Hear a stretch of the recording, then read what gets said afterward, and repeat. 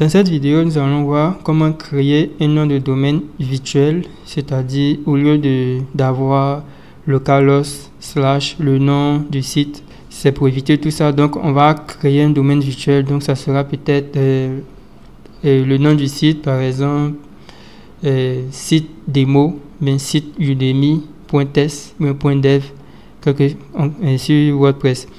Mais d'abord nous allons stopper le serveur d'abord. On va stopper le serveur. On va dans le disque local C, dans le dossier XAMPP.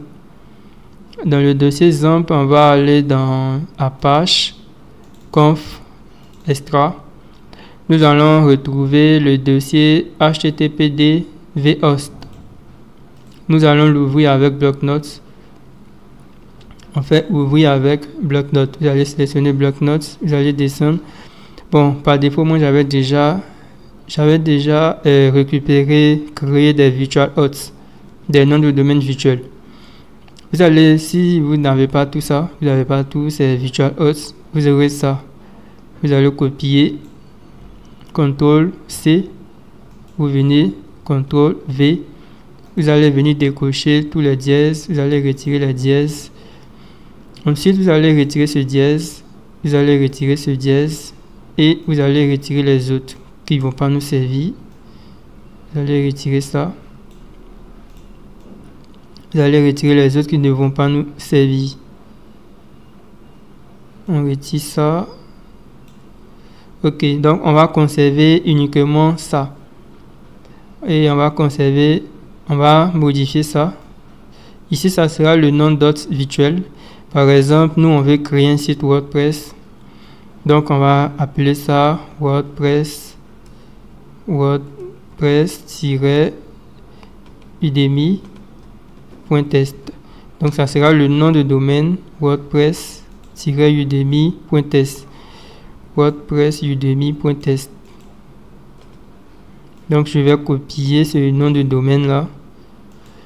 Et ici, on va mettre aussi WordPress-Udemy. Donc, ça sera le C, XAMPP, htdocs et le nom du dossier WordPress sera WordPress-Udemy. Et ça va rester comme ça, WordPress-Udemy. On va enregistrer.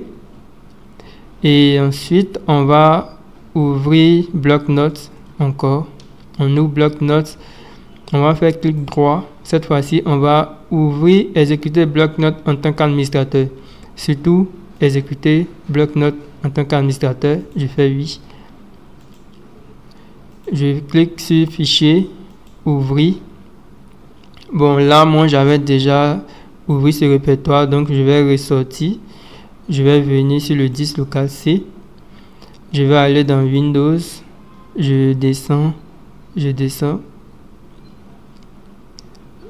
vais dans système 32, je crois. Système 32.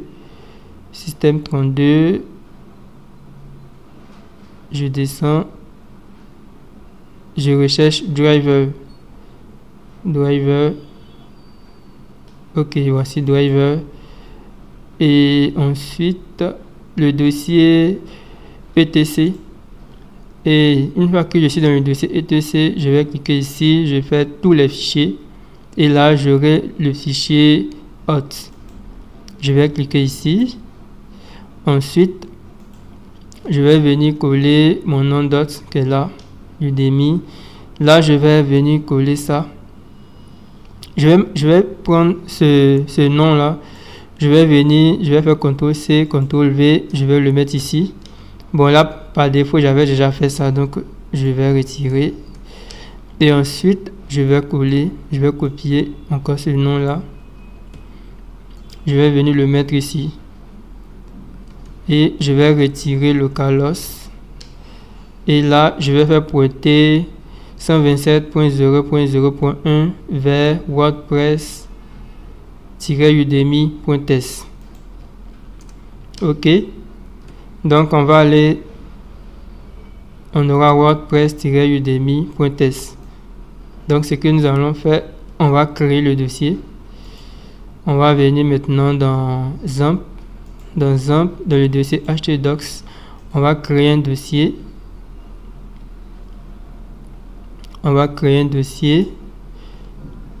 on va l'appeler WordPress-Udemy.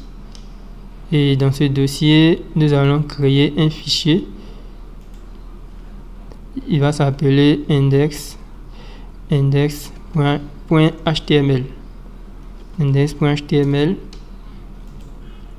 Et là, je vais l'ouvrir avec bloc-notes. Je vais l'ouvrir avec bloc-notes. Donc, je sélectionne un autre programme. Je fais plus d'applications parce que je vais l'ouvrir avec bloc-notes. Et maintenant, je vais mettre la balise minimale en HTML doc, en HTML c'est doctype HTML. Et là, je vais écrire HTML. Je ferme la balise HTML.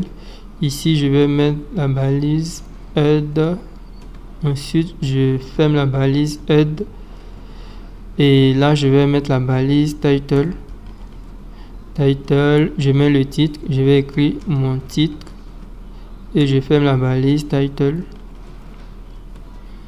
Et ensuite, je vais mettre la balise body. Et je ferme la balise body. Et ensuite, je vais mettre un titre de niveau 1, H1. Et là, je vais écrire titre 1. Et je ferme la balise H1.